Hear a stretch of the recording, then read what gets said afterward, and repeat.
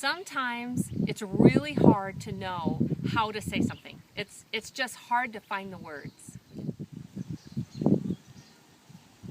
When I was younger, there were just some words I could not say. And sometimes God does things, and especially these last several months, He does things over and over and over again, and they're so clearly Him, and they're so clearly big, and I don't even know how to say it. Growing up, my favorite cereal was Count Chocula, and I remember my older brother making fun of me because I always called it Count Chocula. Even with a degree in communication, sometimes I just don't know how to say it. I don't know how to express it. As a kid, I used to always ask my mom to iron my clothes and take me to the library. And so many things have happened with the torch that it's just been so much that's unexpected and unexplainable besides God. As I've grown up, I've learned ways to compensate for my weaknesses of not being able to say those words. For example, I don't iron my clothes anymore. I just throw them in the dryer to get the wrinkles out. And well, when I need a book, I go to the place that rents them, or I just download them on my Kindle. And, well, let's face it, I still eat Count Chocula.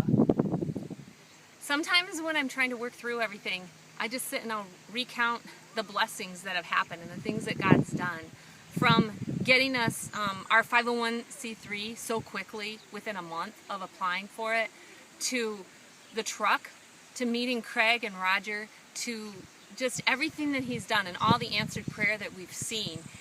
And I try to think of how to describe all of that, and I still end up without any words. It's just God. As I've grown up, I've also learned to realize that God is everything that He says He is. And I didn't come to that conclusion lightly or even easily. I didn't come to that conclusion because of what I was taught in Sunday school or what I heard in church.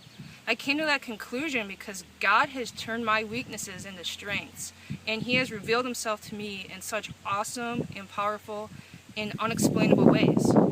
So we've been leading up to this announcement, and it's been hard to try to figure out just how to say it, to give it the importance of what we see has happened, and to even think of the words, because sometimes there are no words. It's just God.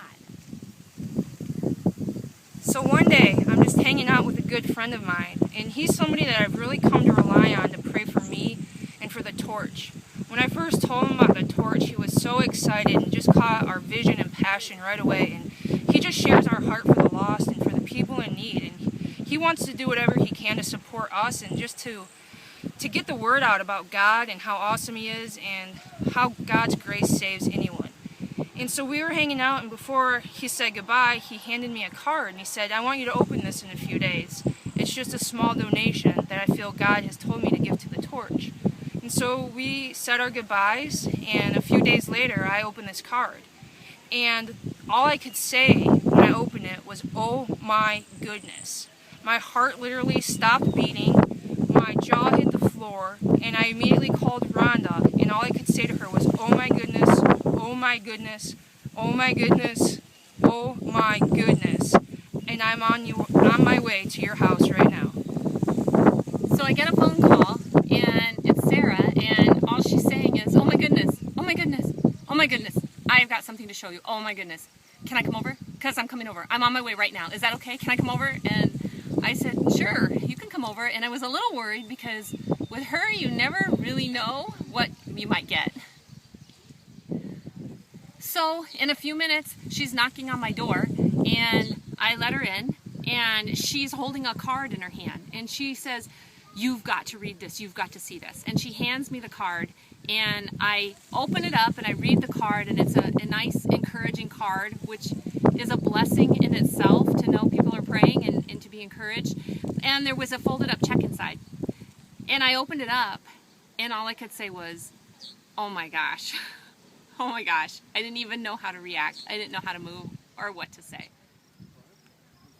So the check that we got was for $20,000. You heard correctly. I can't say the word library, but I can say $20,000. And it was just amazing. I cannot put into words how it felt to get that check. I can't put into words how it feels to know that we have that check still. And we're trying to be good stewards of that money, and we've contacted the 2 men that are building the truck. And if you check out our Facebook page, you can see some of the work that's been done on that. They've recently cut a window and put that in so we can serve food right out of. And we contacted them and told them we still really believe that God wants us to go out and get as many donations for this as we can. So while we're still trusting God that He's going to provide those donations to fill out the inside of that truck, and we're just excited to see what else He's going to do, because I think He's going to grow this bigger and faster than we can even imagine. There's a need, and we're willing to put our time and our efforts into it, and people have gotten behind us in such an amazing way. We've been so blessed. If you are not a part of it yet, I really, really hope you'll get involved. Every little bit helps. Our ongoing expenses, we know God's going to cover them, but they're going to be real. And we want to take the truck out every single time we have an opportunity. And people are contacting us and wanting to know if we can bring the truck. Some people think we already have it. And when will be available to come and help serve meals and to provide food. And most of all, to provide hope, because I just know those little things that people do when you're feeling down and out can make such a difference. And maybe you haven't done anything. Maybe you haven't checked out our website yet, mobiletorch.org. Look at it. Take a look and see what maybe you can do and how you can help out.